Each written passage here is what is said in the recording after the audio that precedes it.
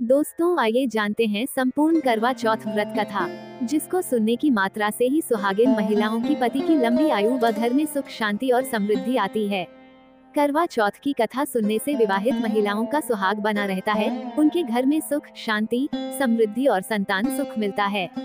करवा चौथ के पूजन में धातु के करवे का पूजन श्रेष्ठ माना गया है। यथास्थिति अनुपलब्धता में मिट्टी के करवे से भी पूजन का विधान है। दोस्तों करवा चौथ का व्रत निर्जला रखा जाता है, जिसकी शुरुआत सुबह सरगी खाकर की जाती है।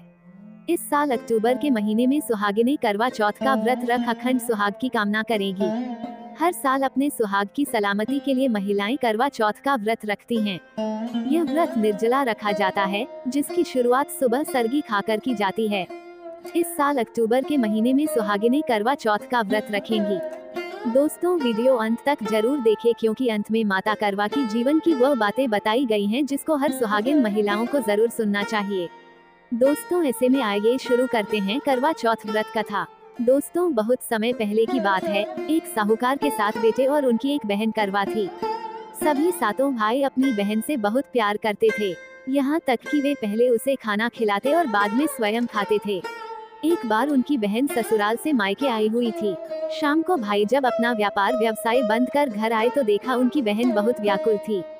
सभी भाई खाना खाने बैठे और अपनी बहन से भी खाने का आग्रह करने लगे, लेकिन बहन ने बताया कि उसका आज करवा चौथ का निर्जल व्रत है और वह खाना सिर्फ चंद्रमा को देखकर उसे अर्घ्य देकर ही खा सकती है। चूंकि चंद्रमा अभी तक नहीं निकला है, इसलिए वह भूख प्यास से व्याकुल हो उठी है।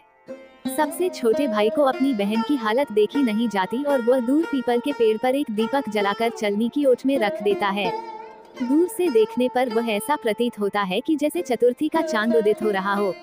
इसके बाद भाई अपनी बहन को बताता है कि चांद निकल आया है, तुम उसे अर्घ्य देने के बाद भोजन कर सकती हो। बहन खुशी के मारे सीढ़ियों पर चढ़कर चांद को देखती है, उसे अर्घ्य देकर खाना खाने बैठ जाती है।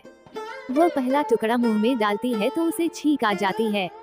दूसरा टुकड़ा डालती है तो उसमें बाल निकल आता है और जैसे ही तीसरा टुकड़ा मुंह में डालने की कोशिश करती है तो उसके पति की मृत्यु का समाचार उसे मिलता है। वह बौखला जाती है।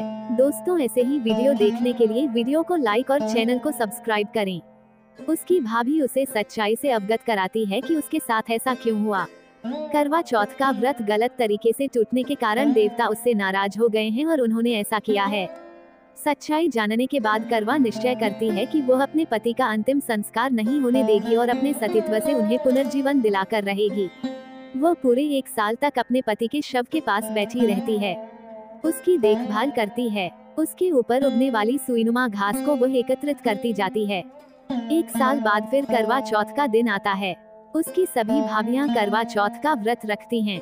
जब भाभियां उससे आशीर्वाद लेने आती हैं तो वह प्रत्येक भाभी से यम सुई ले लो, पिया सुई दे दो, मुझे भी अपनी जैसी सुहागिन बना दो, ऐसा आग्रह करती है। लेकिन हर बार भाभी उसे अगली भाभी से आग्रह करने का कह चली जाती है।